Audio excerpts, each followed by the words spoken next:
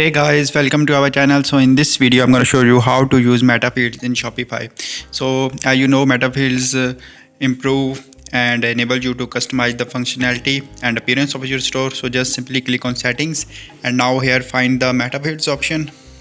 So just here open all the sections, like I have open product, and simply add the Metafield here, like I am adding the cards guide. So simply you can add according to your recommendation or the what kind of category of product you are uploading in your store.